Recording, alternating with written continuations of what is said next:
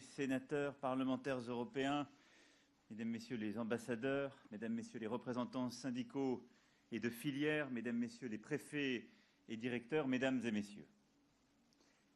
Je suis très heureux d'être avec vous en ce samedi matin et en ce jour, en effet, d'ouverture de notre salon auquel nous tenons tant, pour vous parler d'agriculture et pour vous parler d'Europe, et pour parler tout particulièrement d'agriculture et d'Europe à la jeunesse qui veut embrasser cette vocation aussi, parce que c'est une vocation et ce n'est pas qu'un métier ou qu'une activité. Depuis 20 mois, la France a adopté des mesures fortes pour soutenir son agriculture.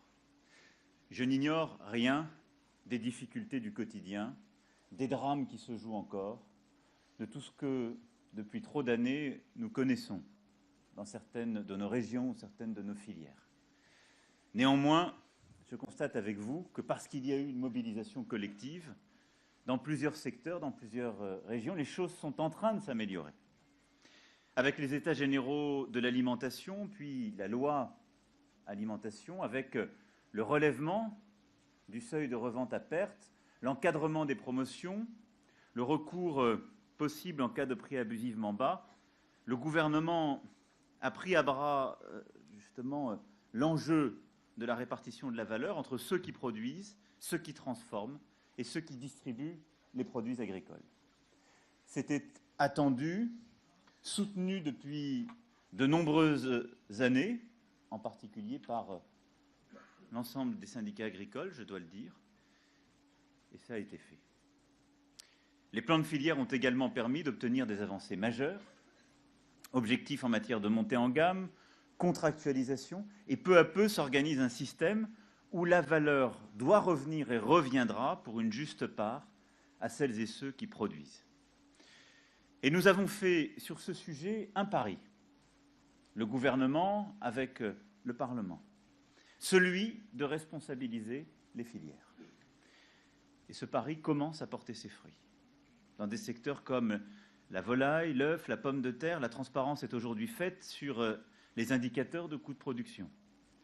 Les résultats s'améliorent parce que des contractualisations se sont aussi multipliées, permettant de peser davantage dans la négociation. Je pense par exemple au lait.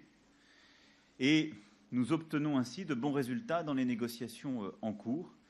Et je veux remercier chacun des acteurs d'avoir pris leur part, parce que, par exemple, pour les éleveurs laitiers, c'est l'opportunité de mieux vivre de leur travail et de retrouver des perspectives. De ces combats, nous ne lâcherons rien. Toutes les filières, tous les acteurs doivent continuer à se mobiliser et j'y veillerai avec le ministre personnellement. Ça ne se fera pas en un jour, nous le savons bien. Et je sais l'impatience qu'il y a et je sais que certains se disent « est-ce que l'argent est revenu dans la cour de la ferme ?» Pas encore totalement, les négociations commerciales sont en cours qui permettront d'obtenir ce résultat. Mais nous devons avoir cette vigilance et vous avez raison. Mais ça suppose une responsabilité et une responsabilisation de chacun. Parce que nous n'avons pas décidé de nous attaquer simplement aux symptômes ou de les réparer ou de corriger avec de l'argent public des séries de dysfonctionnements. Nous avons décidé de nous attaquer aux causes profondes. Et donc il faut progressivement changer les habitudes, des plis qui avaient été mal formés et revenir sur beaucoup de cela. Mais aujourd'hui, c'est un nouveau combat que je souhaite avec vous engager. Devant vous, jeunes agriculteurs venus de tout le continent, je suis venu évoquer une politique sans laquelle nos actions nationales seraient inefficaces. Une politique sans laquelle l'agriculture française ne serait pas ce qu'elle est aujourd'hui. Je suis venu vous parler de la politique agricole européenne. Je crois dans la force du modèle français et je suis, comme vous, un patriote de notre agriculture. Je crois dans la force de nos terroirs et l'attachement que beaucoup d'entre vous ont à leur région, la force de leur territoire, les AOC, les AOP, ou tout ce qui fait notre fierté. Mais je sais aussi que cette force de nos terroirs, de notre pays, ne serait pas la même sans notre Europe. Et je sais que l'avenir de ce terroir français, de ces terroirs français, passe par une politique agricole européenne, protectrice, pragmatique, ambitieuse, dont nous avons besoin. Pour cela, il y a, si je puis dire, une exigence première, une exigence d'unité. Et il s'agit pour moi d'un enjeu crucial. L'Europe agricole, qui reste à ce jour la première puissance mondiale, l'Europe agricole qui assure à tous les peuples une alimentation saine et sûre, l'Europe agricole qui porte haut cette civilisation du bien manger, de la gastronomie, de l'art de vivre, l'Europe agricole qui, pour vous, pour moi, a toujours été une évidence, l'Europe agricole est aujourd'hui menacée. Elle l'est depuis l'extérieur, par des grandes puissances qui n'hésitent plus à adopter des stratégies offensives pour imposer leurs normes et leurs standards, par un ordre international qui, à force de considérer la nourriture comme une marchandise parmi d'autres, a fini par perdre son âme. Menacée, l'Europe agricole l'est aussi de l'intérieur, par ceux qui, au prétexte que la PAC serait imparfaite ou qu'elle n'est pas leur priorité, voudraient la renationaliser, qui, au prétexte qu'elle ne répondrait pas à tous les espoirs placés en elle, voudraient une PAC réduite aux acquis. Si je tenais à m'exprimer à l'occasion de ce salon, quelques semaines avant les élections européennes, et alors que la nouvelle PAC est en cours de discussion à Bruxelles, c'est donc pour exhorter à l'unité et à la mobilisation. Et je veux ici tout particulièrement saluer la présence du commissaire Hogan. Merci, commissaire, pour votre engagement en la matière et la présence du ministre, commissaire Barnier, qui ne se bat pas simplement pour l'unité de l'Europe dans le contexte du Brexit, mais pour la force de notre Europe, plus largement, dans un monde qui parfois se disloque. Merci à vous deux d'être présents ce matin et je le sais, de partager cette exigence d'unité. En menant ensemble ce combat, je suis venu vous dire, et à travers vous, aux agriculteurs, aux dirigeants, aux peuples européens, que l'Europe agricole est un bien précieux qu'il nous faut protéger, à tout prix. Car ne nous trompons pas, le vrai risque qui guette notre agriculture, ce n'est pas, comme on l'entend parfois, la concurrence entre États européens. Ce n'est pas, pour l'agriculture française, la concurrence des fruits espagnols pour les arboriculteurs, du porc allemand ou de la volaille polonaise pour les éleveurs. C'est un défi de chaque jour. Je sais l'impatience que cela crée, parfois les distorsions qu'il faut corriger. Non. Le vrai risque n'est pas là. Le vrai risque qui guette l'agriculture européenne, c'est, ou ce serait, notre dépendance aux importations d'engrais phosphatés russes. C'est le fait que 70% du bétail européen soit nourri par du soja OGM importé, et donc que le prix de nos œufs, de nos volailles, soit tributaire de l'augmentation du coût de ces matières premières, qui ne manqueront pas, sous l'effet de l'augmentation de la demande chinoise, de progressivement se faire. C'est ça le vrai risque. C'est progressivement notre dépendance à l'égard d'intrants venant d'autres continents, d'autres puissances, notre dépendance pour notre propre production et notre souveraineté alimentaire, à l'égard d'autres continents ou d'autres puissances qui n'ont plus rien à voir avec la PAC ou une concurrence au sein de l'Europe, mais dont les intérêts profonds peuvent être et seront immanquablement à la fin divergents. Alors, on peut bien sûr critiquer certains aspects de la stratégie européenne. Mais je suis sûr d'une chose, c'est que sans la PAC, cette politique commune voulue par les pères fondateurs, les consommateurs européens ne bénéficieraient pas aujourd'hui d'une alimentation accessible et de qualité. Je suis sûr aussi que sans la PAC, l'Europe ne sera pas en capacité de faire valoir ses choix au monde. Et donc oui, notre défi, ça n'est pas simplement, comme le voudraient certains, de liquider l'héritage de plus de 60 ans de politiques agricoles communes, de céder au poison lent de la division. Mais c'est bien de réinventer cette politique agricole commune aujourd'hui. Et c'est pour moi une question de souveraineté alimentaire, environnementale, industrielle, c'est-à-dire de pouvoir faire, en tant que citoyens européens, nos choix, et que la jeunesse européenne puisse les faire. Si nous cédons à l'esprit de division, alors dans 5 ans, dans 10 ans, dans 15 ans, nous ne pourrons plus garantir à nos concitoyens une alimentation saine, en tout cas totalement traçable et indépendante en Europe. Nous ne pourrons plus garantir la cohérence d'une politique environnementale. Nous imposerons à nos producteurs des normes de plus en plus dures, mais nous serons dépendants d'intrants ou d'imports de puissances qui ne respecteront pas les mêmes règles. Et nous laisserons ainsi s'effriter des filières, de l'emploi, des territoires qui dépendent de la force de cette politique commune. Aucun agriculteur, aucun consommateur ne souhaite demain être soumis aux normes, aux standards, aux prix et finalement aux diktats des non-européens. C'est pour cela, par exemple, que nous voulons porter un plan protéines ambitieux à l'échelle du continent. C'est revenir sur des décennies, on le sait, de déséquilibre, de dépendance, c'est sur une histoire en particulier avec le continent américain. Et cela a été commencé au niveau européen il y a plusieurs années. Nous devons l'accélérer et c'est indispensable, en France et en Europe, pour pouvoir être pleinement indépendants, et pour pouvoir construire la cohérence de nos filières. C'est une question aussi de valeur. Nous cultivons en Europe une certaine idée du rapport entre l'homme et la nature, fondée sur le bien manger, l'art de vivre, le respect de la faune et de la flore.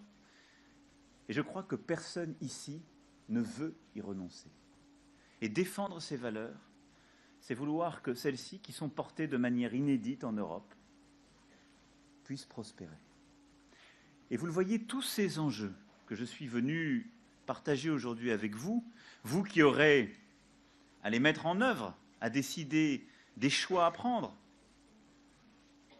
dans les mois à venir pour les dirigeants européens, et vous qui aurez la tâche de réconcilier l'agriculture et la société dans toutes ses composantes.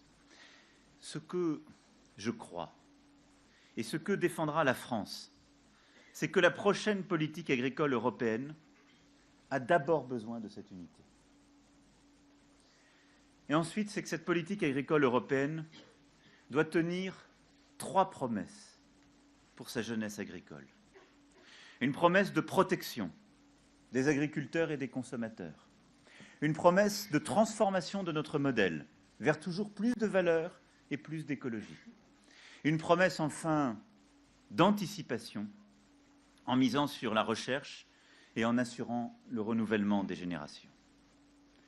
Et ce sont sur ces 3 promesses quelques mots que je veux vous dire. Promesse de protection d'abord.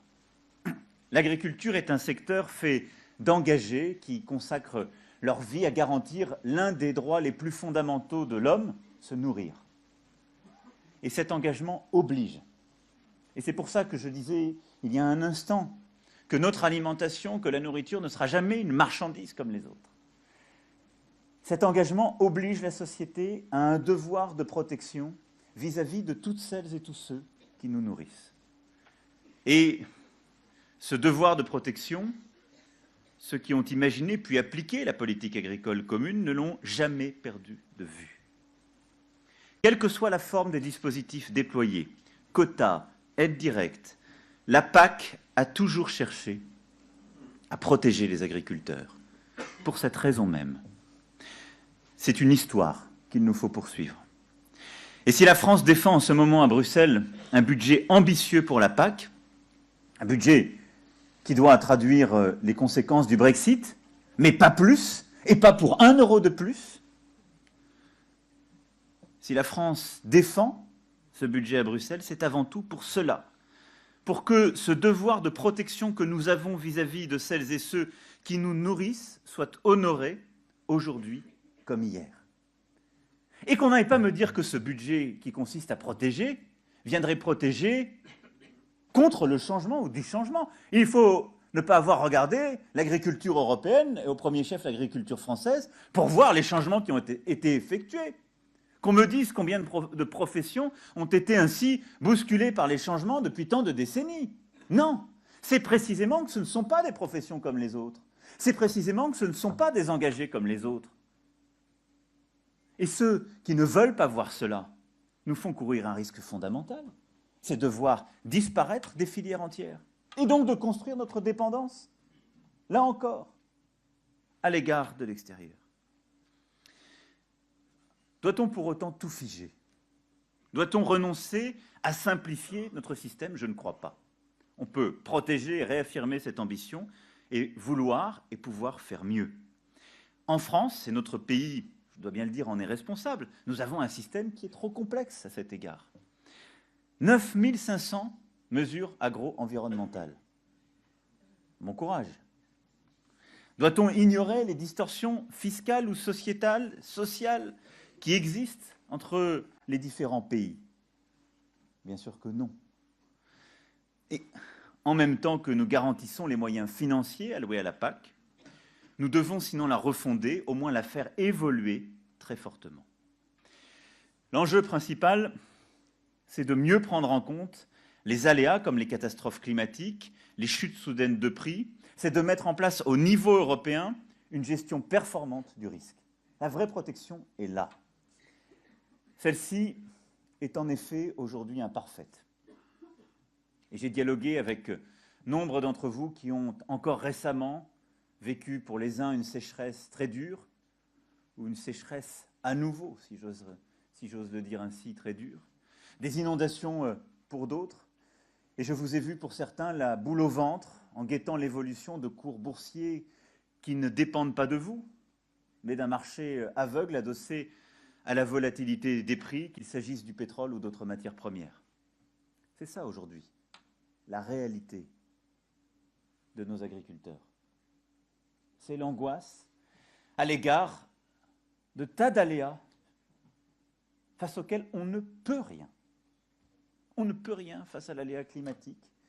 Et on ne peut rien quand on est un agriculteur et qu'on n'a déjà pas de jours de congé face aux cours mondiaux dont on est dépendant pour produire et vendre.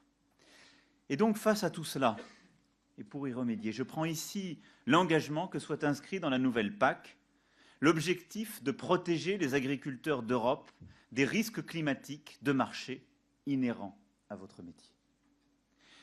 Protéger, cela ne veut pas dire, comme on l'a parfois fait dans les crises récentes, je pense là aussi à la crise laitière de 2015-2016, ça ne veut pas dire octroyer d'abord des aides à la production, puis donner des aides pour réduire la production, avant finalement de stocker de la poudre de lait dans une sortie de confusion absurde, en essayant d'osciller, de s'adapter chaque fois au coup de boutoir justement de ces évolutions. Non, c'est développer une véritable stratégie de gestion des risques. C'est cela ce que nous devons faire maintenant pour véritablement protéger. Ça passe d'abord par une réserve de crise européenne, pluriannuelle, réactive, pour protéger l'ensemble des États membres de l'impact des crises de marché. Ensuite, par des mécanismes de régulation des filières plus performants, plus facilement activables que ceux existants, avec en particulier une meilleure articulation entre dispositifs privés, responsabilisant les entreprises, et les outils publics de gestion des risques. Troisièmement, une diversification des cultures, des bassins de production et un accompagnement au changement des pratiques pour mieux s'adapter au changement climatique. C'est une évolution indispensable et c'est une politique de prévention, d'accompagnement essentielle. Le tout en conservant les aides à l'hectare qui constituent un filet de sécurité pour les agriculteurs, en complément des dispositifs existants au niveau des États, comme l'épargne de protection que nous venons de mettre en place en France lors des dernières lois de finances. Si l'Europe doit protéger les agriculteurs, elle doit aussi, et c'est d'ailleurs une des vocations historiques de l'Union, tenir sa promesse de protection des consommateurs. C'est la protection jumelle. Que demandent de plus en plus les citoyens européens? En matière d'alimentation, tout simplement de savoir ce qu'ils mangent, de savoir où et comment ce qu'ils mangent a été produit, transformé. Et cette demande, c'est à nouveau à l'échelle de l'Europe que nous pouvons y répondre. Nous le faisons quand nous refusons, dans le cadre des négociations commerciales, que les produits importés dérogent à nos normes. Et je tiens ici à le redire, c'est là aussi notre cohérence et la force de celle-ci. Si on veut protéger nos agriculteurs et nos consommateurs, nous devons avoir une politique commerciale européenne cohérente. Et je le redis avec force. Aucun accord commercial ne saurait autoriser des produits ne respectant pas les standards européens. Standards environnementaux, sanitaires et sociaux. C'est notre ligne rouge. Sinon, c'est demander aux producteurs européens de faire des efforts, des évolutions, et le jour d'après, ouvrir des accords commerciaux avec des pays qui ne respectent aucun des standards que nous sommes en train de définir. Ce serait absurde. Et en quelque sorte, ce serait réduire la compétitivité des producteurs sans garantir la qualité pour les consommateurs. C'est pour cela que la France s'est opposée avec la Commission européenne à toute négociation commerciale sur les produits agricoles avec les États-Unis. L'Union doit aussi se donner les moyens de traquer les fraudes, de poursuivre celles et ceux qui jouent avec la santé des consommateurs, tout en installant des situations de concurrence déloyale. C'est pourquoi la France, qui est exemplaire en la matière, comme nous l'avons encore vu récemment, avec la problématique des viandes frelatées venant de Pologne. La France porte la création d'une force européenne pour lutter contre les fraudes et garantir la sécurité alimentaire. Nous maintenons notre volonté que l'étiquetage de l'origine des viandes soit indiqué dans les produits transformés, ce qui est indispensable pour accompagner ce mouvement. Mais cette force européenne, c'est la garantie d'une politique ambitieuse, homogène au niveau européen en matière d'exigences sanitaires et de contrôle.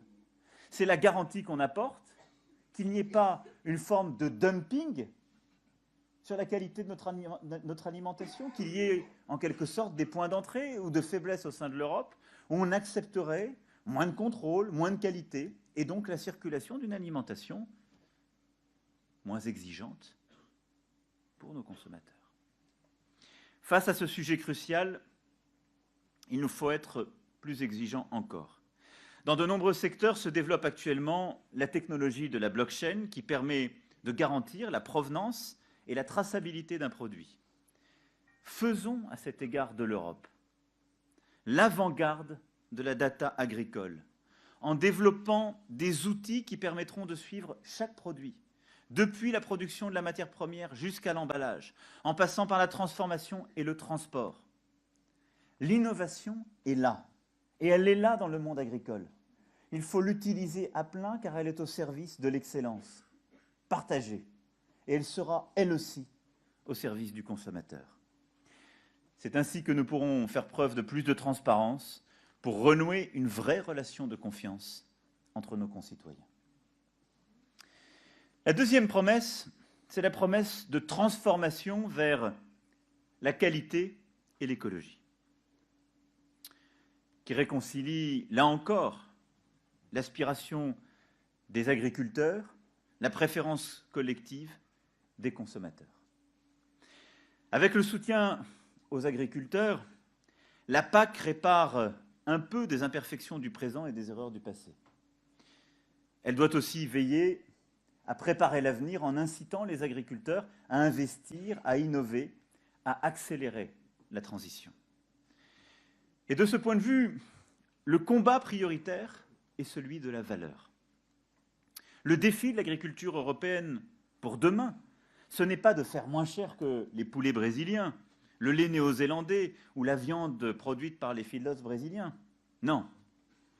Ni la géographie, ni notre modèle social, ni notre ambition environnementale ne nous le permettent. Le défi de notre agriculture, de l'agriculture européenne, c'est de se différencier, c'est de s'appuyer sur des savoir-faire pluriséculaires, sur l'image de qualité que des décennies d'excellence ont précisément permis d'acquérir. Le défi de notre agriculture est bien là. Et cette quête de la qualité et de l'écologie passe en premier lieu par la structuration des filières. Nous avons commencé à agir au niveau français et je rencontrerai encore tout à l'heure les différentes filières. Mais le bon niveau, c'est le niveau européen. C'est en effet à cette échelle-là qu'il est possible de pratiquer à plein la segmentation, c'est-à-dire de sélectionner pour chaque territoire en fonction de son contexte climatique, géologique, social, culturel, des productions les plus adaptées, celles qui présentent l'avantage comparatif le plus important. C'est à cette échelle-là aussi que nous pouvons bâtir des stratégies intégrées en matière de logistique, de stockage, de transformation. Je pense à la filière blé. Aujourd'hui, le blé français est concurrencé sur le marché mondial par le blé russe ou ukrainien, produit dans des fermes de milliers d'hectares, 10 fois plus grandes que les plus grandes de nos fermes. Et sur ce secteur, en quelques années, le monde s'est transformé. J'évoque le blé russe. Il y a 5 ans, nous parlions là d'un de nos principaux clients. Il est devenu l'un de nos plus redoutables compétiteurs. Le monde se transforme à une vitesse folle. Mais en seulement quelques années, la production de blé russe a doublé. Le blé ukrainien est devenu un acteur de référence. Et le blé est un actif stratégique qu'il nous faut bien sûr conserver. Mais nous n'y parviendrons pas en nous positionnant uniquement sur le segment de la compétitivité coût et sur les flux poussés. Parce qu'il sera, on le sait bien, certaines années, difficile de rivaliser, même sur nos marchés historiques. Nous devons viser une plus forte segmentation, certes en gardant notre capacité de production, mais en misant aussi sur des blés à forte teneur protéique, sur nos savoir-faire en matière de planification, et en développant une offre complète, beaucoup plus différenciée. C'est en déployant une offre technique complète, adaptée aux besoins de nos clients, en nouant sur notre marché domestique, sur les marchés européens, une offre différenciée, en nouant aussi une nouvelle relation avec l'Afrique, que nous rivaliserons et que nous éviterons en quelque sorte la compétition mortifère vers le prix le plus bas. Votre génération, on ne peut pas lui dire qu'elle va embrasser l'avenir en allant faire la compétition contre d'autres agriculteurs qui n'ont pas les mêmes normes, n'auront jamais les mêmes contraintes et vous pousseront vers le prix le plus bas. Si nous allons dans cette direction, nous vous condamnons, soit aux crises démocratiques les plus profondes, soit à l'échec climatique, qui serait fatal pour chacun, soit au malheur. Et donc je crois très profondément que nous devons construire cette stratégie de segmentation, de différenciation, qui en même temps correspond à notre ADN profond et à l'ambition qui a toujours été la nôtre. J'évoquais à l'instant, en parlant des céréales, l'Afrique, et je veux en dire un mot, tout particulièrement. Chacun connaît ici les perspectives démographiques du continent africain. Il va voir sa population doubler d'ici 2050. Et cet enjeu, qui est un défi pour le continent africain, qui est un défi pour l'Europe, parce que nos destins sont liés, c'est aussi un défi pour notre agriculture. C'est une opportunité si nous savons la saisir. Chacun sait les effets qu'exerce le réchauffement climatique sur la pérennité de la ressource en eau, la fertilité des sols, avec un désert qui ne cesse de gagner du terrain. Et face à toutes ces perspectives, l'Afrique, parmi ses principaux défis, a un défi agricole et alimentaire. L'agriculture sera un pilier, non seulement du maintien de l'Afrique, mais de sa réussite, de la capacité à offrir un avenir à la jeunesse africaine, de se développer, de se nourrir elle-même. Lors de chacun de mes déplacements sur ce continent, j'ai perçu cette attente. Et avec l'éducation et la santé, c'est le troisième pilier pour moi de la stratégie de développement partagée avec l'Afrique que nous devons conduire. Et qu'elle mette ses savoir-faire, son expertise au service d'une démarche de long terme pour développer les filières agricoles pérennes et rentables en Afrique, c'est le rôle de la France et de l'Europe. Nos partenaires en Afrique ne veulent plus des recettes du passé, non plus. Ils ne veulent plus d'une vision misérabiliste de l'Afrique, d'une vision cantonnée à la petite exploitation vivrière. Ils veulent construire une Afrique forte, forte de filières agricoles créatrices d'emplois, de valeurs, et qui permettront in fine de donner un avenir aux populations locales. Et précisément sur ce sujet aussi, nous, la France, l'Europe, nous devons être au rendez-vous de cette attente. Et je le dis pour l'ensemble des agriculteurs européens ici présents comme des décideurs, c'est une opportunité pour nous à saisir. Opportunité de développement partagé, opportunité d'exportation de nos savoir-faire et opportunité pour nous aider à faire réussir le continent africain.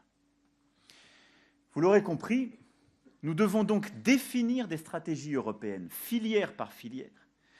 Et pour ça, il faut s'organiser en amont dans les choix de production. Il faut agir en aval, en investissant dans le maillon industriel, pour que la transformation de nos produits et donc la captation de valeur ne se fasse pas à l'extérieur du continent, mais bien en Europe, sur nos territoires. Et sur ce sujet, c'est en particulier tout le sens du grand plan d'investissement que nous portons au niveau national. Je remercie Olivier Alain pour son investissement aux côtés du ministre dans cette entreprise. Et c'est aussi l'ambition du Fonds d'investissement européen, doté d'1 milliard d'euros, qui vient d'être lancé. Et je tiens à saluer la présence parmi nous de M. Fayolle, le vice-président de la Banque européenne d'investissement, profondément engagé dans cette ambition. Faire bloc, plutôt que de nous perdre dans une concurrence qui nous affaiblit collectivement. Coopérer, plutôt que de nous diviser. Nous comporter en partenaires et non en concurrents. C'est la ligne que nous ne devons jamais cesser de suivre. Le combat pour la valeur passe ensuite par un virage assumé vers ce qui est le combat de votre génération et qui répond à une demande forte, de plus en plus pressante de nos consommateurs, de nos citoyens et tout particulièrement de notre jeunesse, la protection de l'environnement. Nous avons vu hier la jeunesse européenne qui s'est mobilisée avec beaucoup de force et de sincérité, nous l'avons reçu avec le ministre d'État, contre le réchauffement climatique. Et c'est la même jeunesse que je vois devant moi qui se mobilise pour nourrir l'Europe. C'est la même jeunesse. Il n'y en a pas deux. Et donc, c'est cette réconciliation de deux combats essentiels que nous devons réussir. Ma conviction profonde sur ce sujet, c'est que les agriculteurs sont, plus que personne, attachés à la protection de la planète, à la préservation de la biodiversité, parce qu'ils en vivent et parce qu'ils y vivent. Je sais l'indignation, la souffrance que beaucoup ressentent face à ce qu'on appelle désormais l'agribashing. Mais je veux le dire sur ce sujet à tous et toutes. Moi, je n'ai jamais vu quelqu'un de plus sensible à la maltraitance animale qu'un éleveur, parce qu'il vit avec ses bêtes.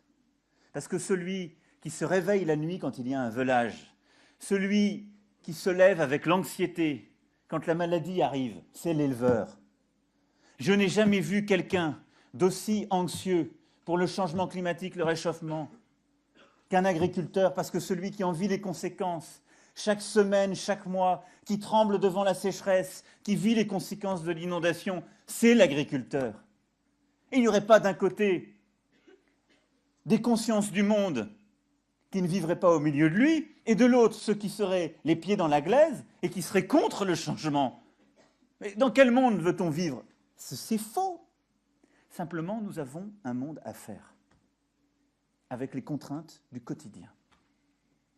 Et donc nous sommes engagés dans une transition profonde, où il faut, dans le respect de chacun, que les uns et les autres puissent vivre dignement en conduisant ces changements pour notre environnement. C'est ça ce que nous voulons faire, et ce que nous avons à construire au niveau européen. Et donc ce lien charnel que les agriculteurs européens ont avec la biodiversité, avec la lutte contre le réchauffement climatique, il est existentiel, il est dans l'ADN de notre agriculture.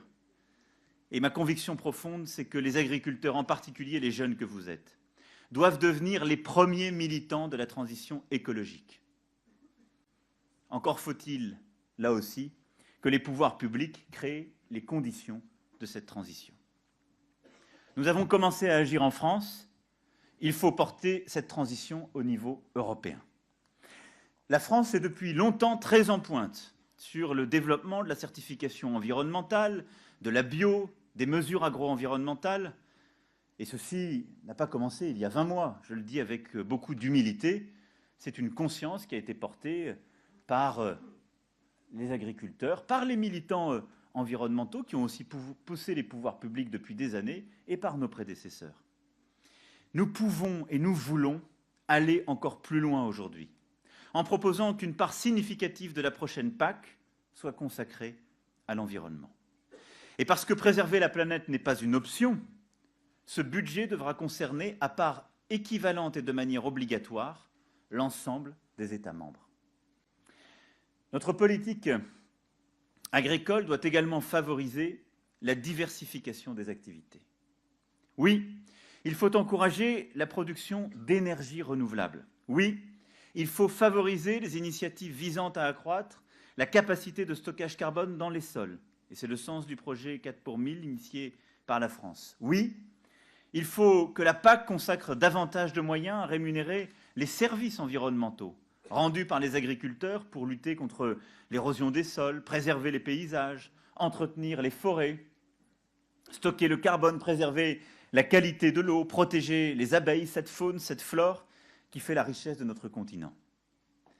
La France défendra toujours cette fonction sociale des agriculteurs qui, par leur travail, sculptent les terroirs,